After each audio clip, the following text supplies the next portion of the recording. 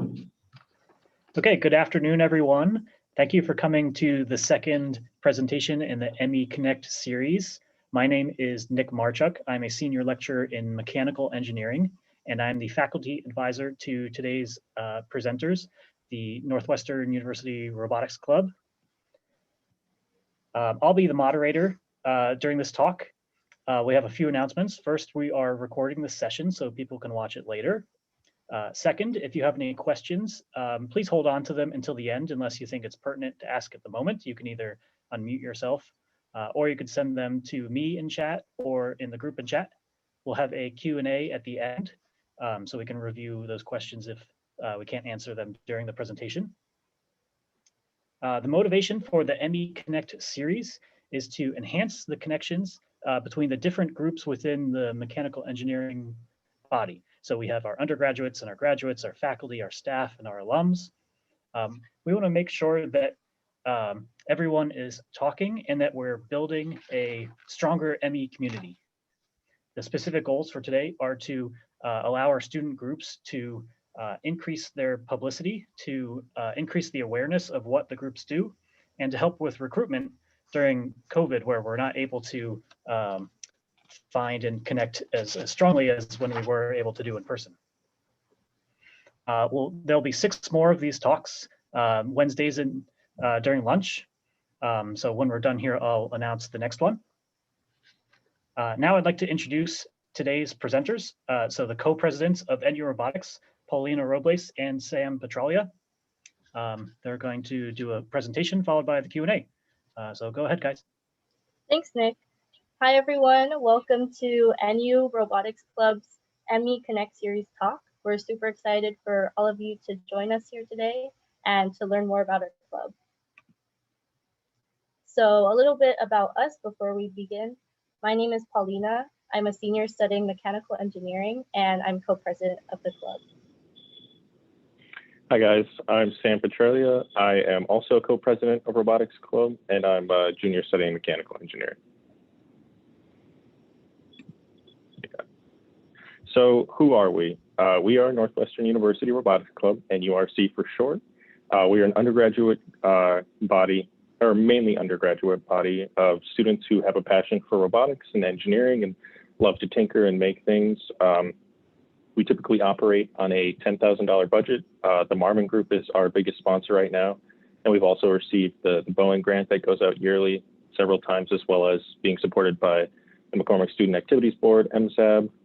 We have about 50 active members right now, and we are typically structured with about 11 exec members being made up of Paulina and myself as co-presidents, a treasurer, secretary, a few other roles such as that, as well as project leads for all the different things we do. So we kind of operate as an umbrella sort of group where we support different projects as they pop up and go away. We don't really do the same thing every year.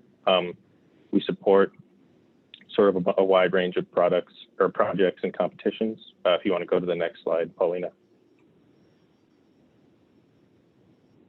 So we support 4 main projects, being UROV, which stands for Underwater Remotely Operated Vehicle, Makers or Makers Division, Drone, which is trying to build a quadropter or drone, and then the Lacrosse goalie robot.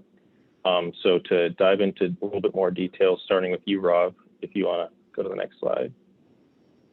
So yeah, UROV, we're trying to build an underwater robot to complete various tasks with cameras and physical manipulators.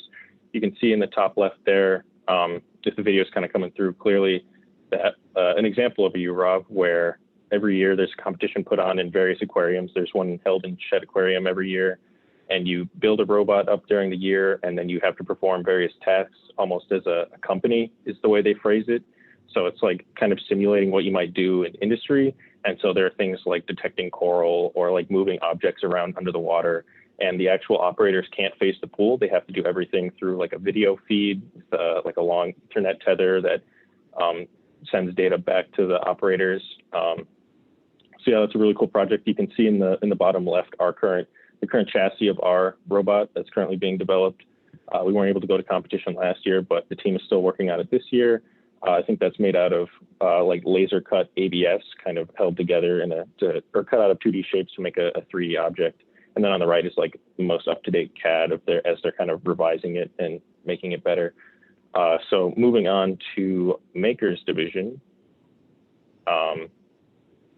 or drone, excuse me. So drone is intended to design, build, and pilot drones. So as a group, we've kind of found that this is more challenging than we initially thought. Just getting something to stay upright and like being able to control it well.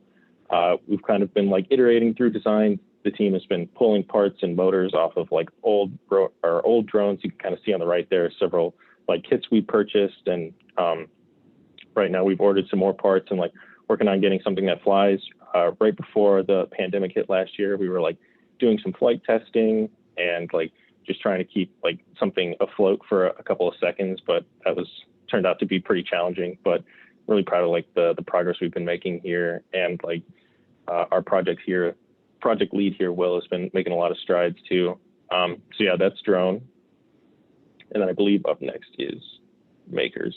Probably if you want to go to the, yep, Makers. So Makers or Makers division is kind of a group where we allow students to bring us ideas, and then we will support them like financially, like by helping them buy parts or like with technical advice, things like that. So this is like smaller, more miscellaneous projects.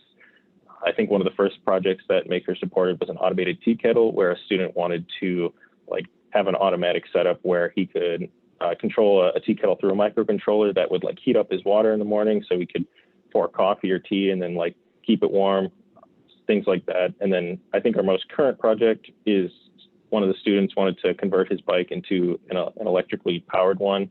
So they're working on a way to like mount a motor and a battery and kind of convert that into a more electric hybrid bike. And so lastly is the Lacrosse robot. So this is intended to be the goalie robot for the NU women's lacrosse team. So they can like practice shooting on a goal without having to put their goalies in like to block shots, because I've heard that it's somewhat painful to take a lacrosse ball in like the thigh or something. So they're trying to avoid that.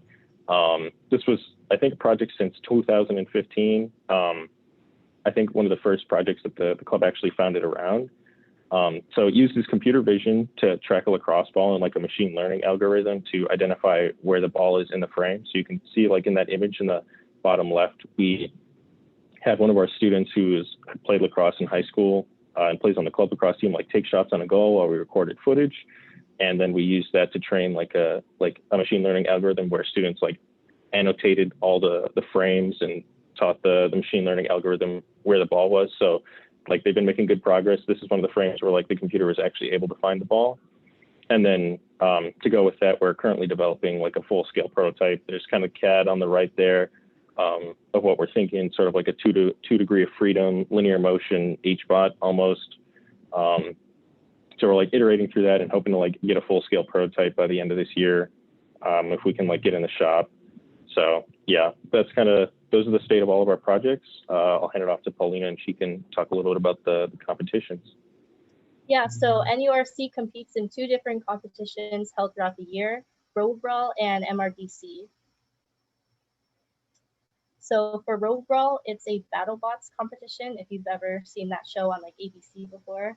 Our members design and build 1 and 30-pound combat robots and compete at a competition held at UIUC every year. This competition allows members to really go through the entire design process, starting from like ideation and brainstorming to designing the physical aspects of the robot through tools like CAD and Onshape, and then finally manufacturing the entire system in the shop in Ford using tools like the mill, lathe, and water jet. The robot kind of is all connected through electronics, so members have to spec out motors, motor controllers, batteries, and connect it with like ESP32 microcontrollers, and finally write some code on Arduino to get the robot moving and being able to spin up properly. Because of COVID, our competition last year was canceled, and it's also canceled for this year. So we've been mainly focusing on building 1-pound robots, and hopefully we'll be able to do some sort of like intramural competition at the end of spring quarter. And if you take a look at the images that you see right here on the screen, the robot on the far left is a vertical spinner. the robot in the middle is kind of a funner design that we came up with. It has 3 hammers mounted onto a top plate that spin really fast and are able to deliver really effective blows to their opponent. And then the last robot is a drum bot that also just spins really fast. The next competition that we compete in is MRDC. It's also held at UIUC every year. It's very similar to like BEX or First Robotics, if you've heard of those high school competition leagues. This competition is a lot more task and challenge based. So the theme kind of varies year to year, but essentially the robots have to like pick up balls from the ground, shoot them into hoops or like basketball nets, maneuver around obstacles, and like get up ramps. So you could see that the robots kind of vary in size and shape. It really depends on the team, on the direction that they want to go in and what tasks they want to accomplish. So the robot with like the wider chassis can fit more mechanisms on it to do more tasks. But the smaller robot was very like task specific. So I believe this robot was able to maneuver around a ramp really well. And that ramp had a lot of points associated with it. So it was just about like figuring out the strategy that you wanted to go with.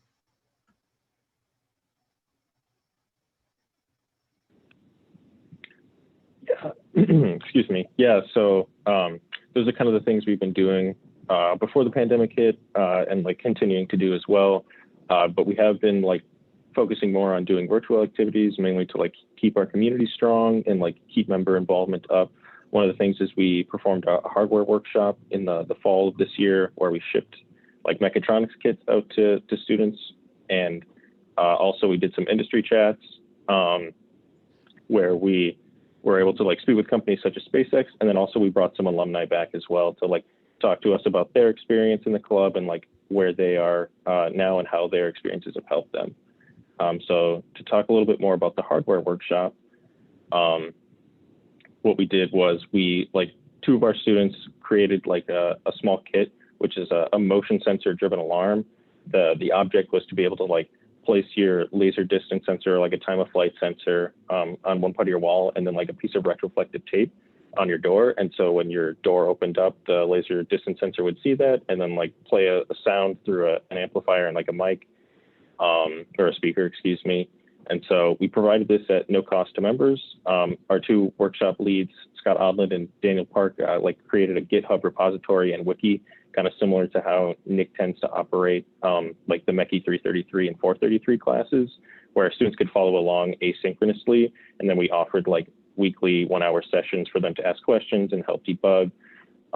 So we had a lot of help from Nick through this, like providing parts to students and like shipping them out.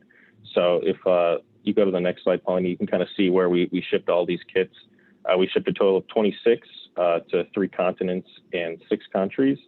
So it's kind of cool. I was really proud of the way we did this. Like, it's kind of cool to see how like NU Robotics Club extends beyond like even campus or Evanston or even the United States.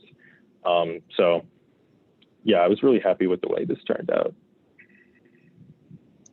Another way we stayed connected virtually was through industry chats. So our first chat was with Monarch. It's a startup based in, I believe, Houston, Texas, and it was founded by 2 Northwestern alumni. They created the world's first robotic quarterback that's actually being used across the country at different NFL teams. So it was really great to like learn about their design process, as well as learn more about like startup culture and just the challenges of like building a company when you're so young. Our next industry chat was with SpaceX, and we learned a lot about the different projects that they have going on within the company, as well as opportunities for internship programs, full-time opportunities, and just the entire recruitment process for like landing an internship. We also brought back recent alumni and recent grads who were a part of the club through our alumni chat program. So our first one was centered around like bigger tech companies and had more of like a software engineering focus. So we were able to chat with them about what it's like to work at one of these companies and just life post-grad in a coronavirus world. We also had a chat with 2 PhD students who go to school at Georgia Tech and MIT. And we learned a lot about their robotics research and how the club kind of influenced them and helped them in grad school. And our last chat was with a controls engineer who works at a robotics startup in the Bay Area.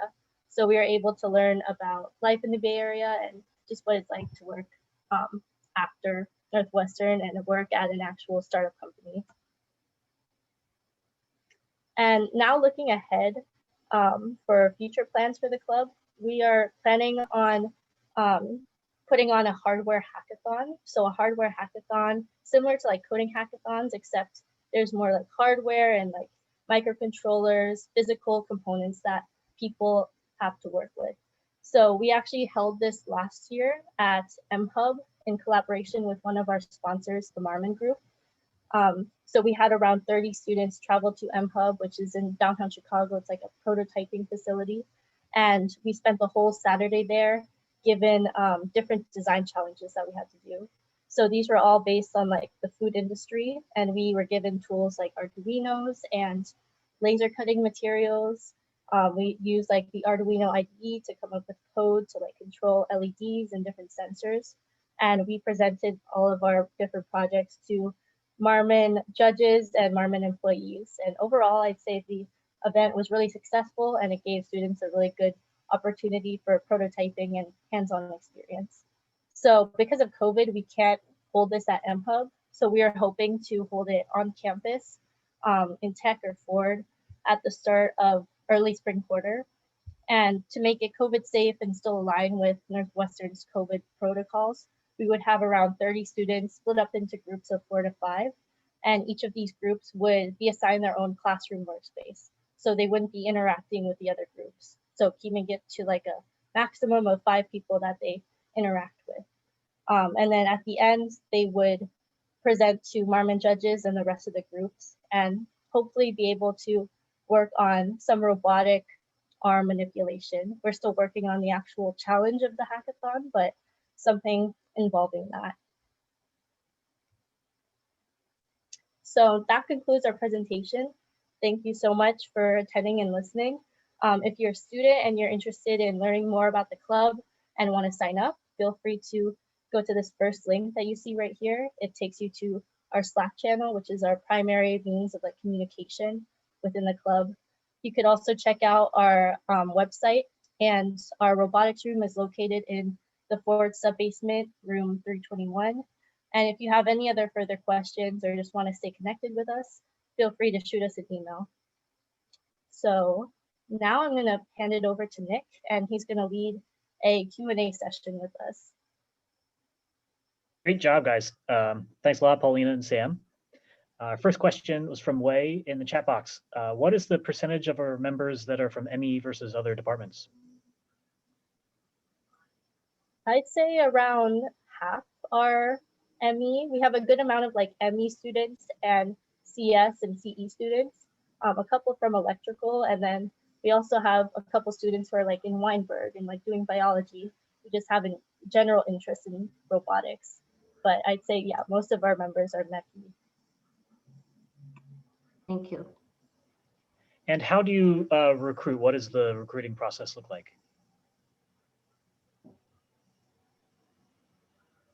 So typically our recruiting process in the fall, we're typically part of like the engineering day, like out on the Tech Plaza. This year, I know we were part of the like the Wildcat Connection sort of like open house where new students could hop onto Zoom calls or join different Zoom calls with different groups. So a lot of virtual recruiting this year, but typically, yeah, it's like sort of holding events like, especially we have a big information session every year in the fall as well, where we kind of run through a similar presentation, like how students can get involved. And like our typical main focus of recruiting is to encourage all students to apply, or not apply, but to join even with no experience. That's kind of our mantra, is no experience is encouraged. Great. 2 questions from Mike. Where do you do the drone testing? Because it sounds like that needs some space. And for the Lacrosse robot, how fast does the Lacrosse arm have to move to, catch that ball? So for the drone testing, we have been doing a little bit of that outdoors, like when it was a bit warmer in the springtime. But For the Lacrosse bot, I think Sam can speak more on that. Yeah, so the Lacrosse bot, we're kind of targeting like the average speed of a lacrosse shot is about 80 miles per hour. And we are like able to detect about 6 meters out. So I forget the exact number off the top of my head, like what it is, but it's like in the tens of meters per second. So it's like a very high acceleration and deceleration quickly. Yeah, I think like, I don't know if we're going to shoot for like the full 80 miles per hour right away, but like in our prototype, but we're going to shoot for, you know, like even being able to toss a ball at it and just catch it like would be a good start. Cool. The projects and activities that you do you ever do any like cross pollination with other student groups or within like research groups with professors?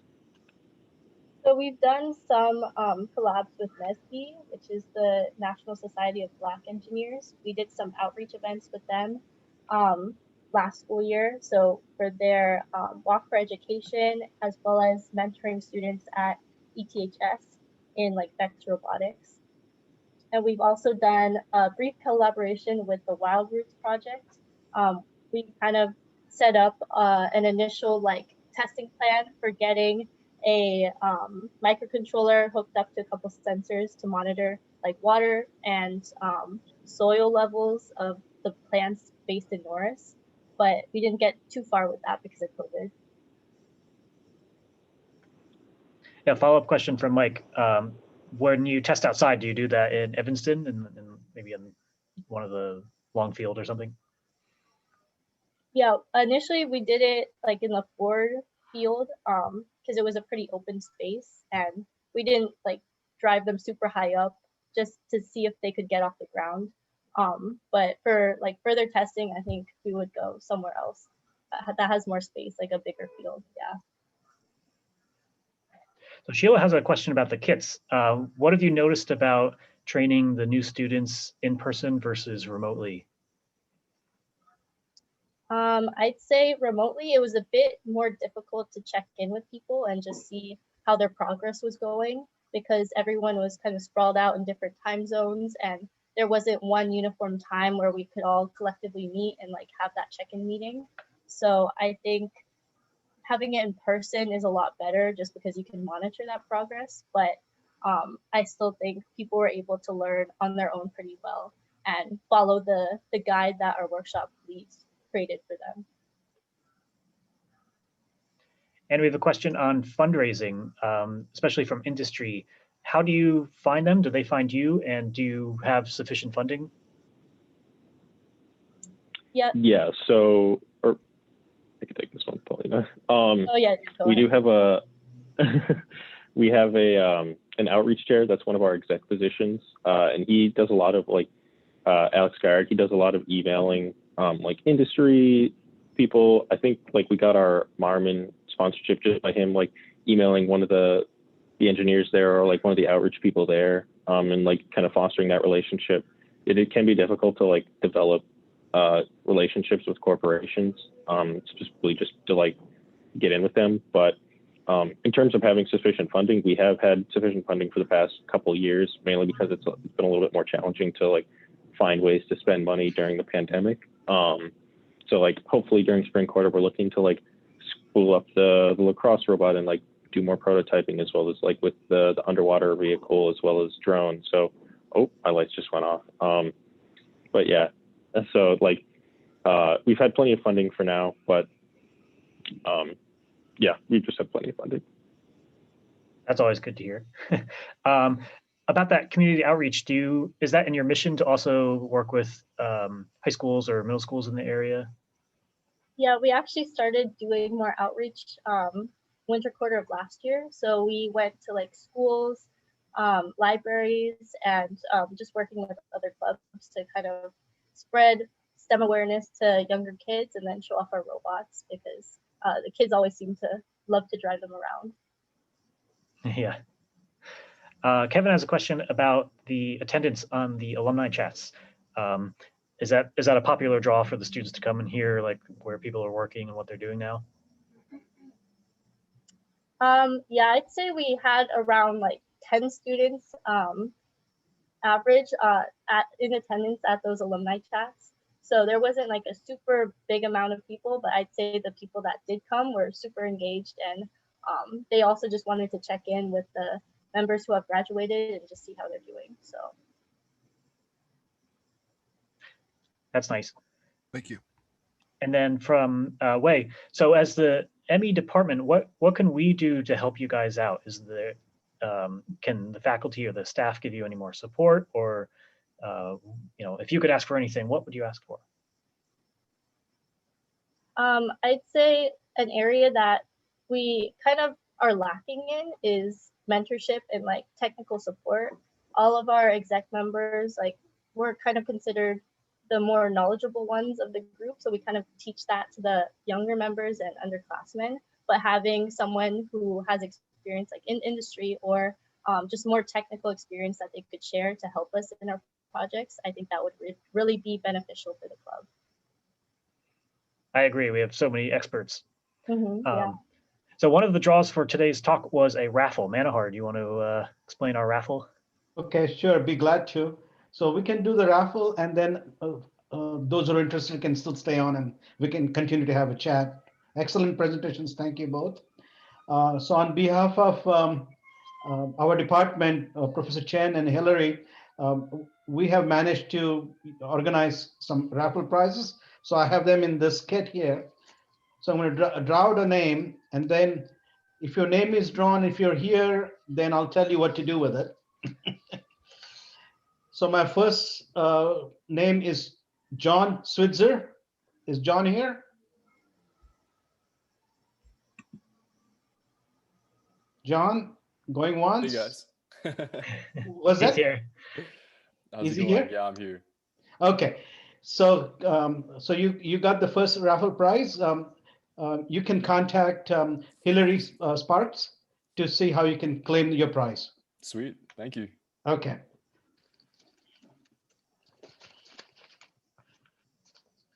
The next I have, Harry, do you want to put in your email address here so John can contact you? Absolutely. thank you both. The next prize I have is name I have is Oliver Yoakum. Is Oliver here?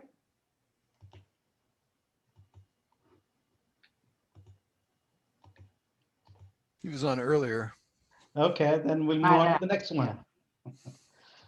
Yes.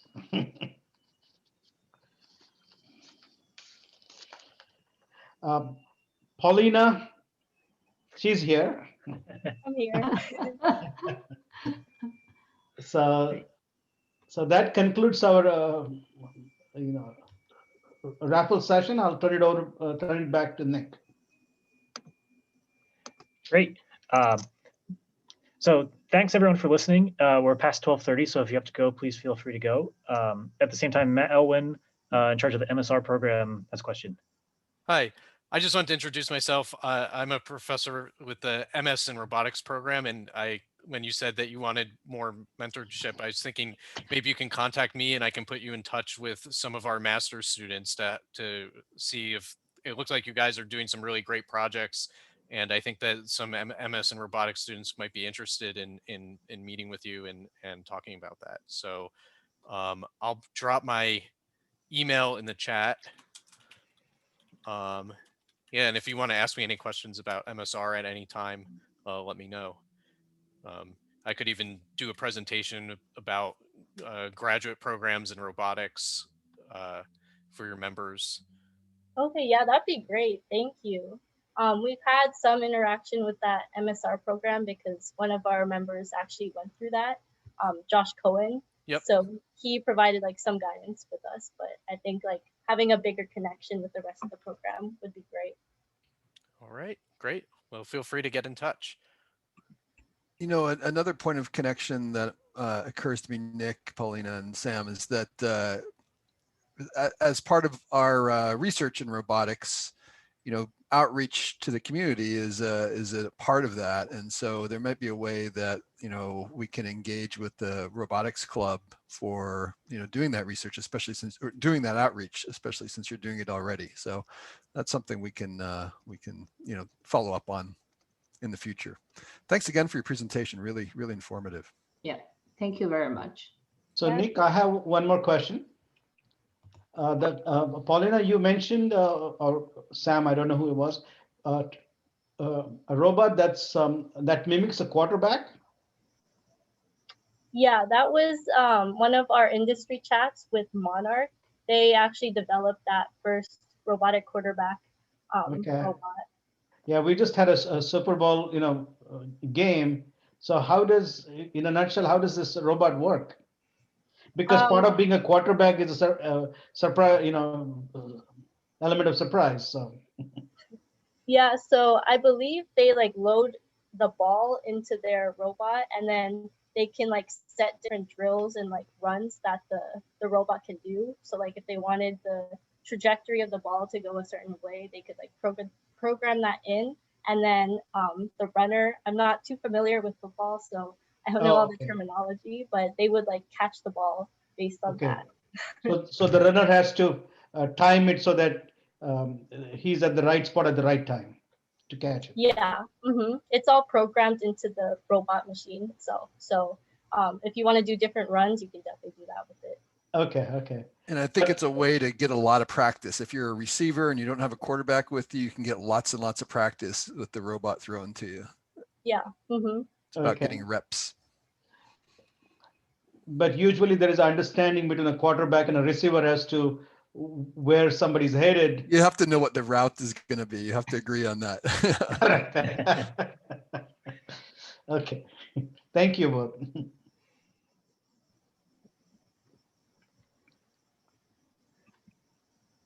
Okay, I think that's all the questions I saw. Does anyone have anything else? Okay, I think then we're good. Thank you for attending. Our next presentation will be on Wednesday, March 10th. Oh, I can't read my 10th. By the Baja team. That's one of our groups that makes cars and races them. So that'll be very fun. It's the same link at noon, March 10th. Thanks for attending today. Have a good day. Thank you. Thank you. Thanks, everyone.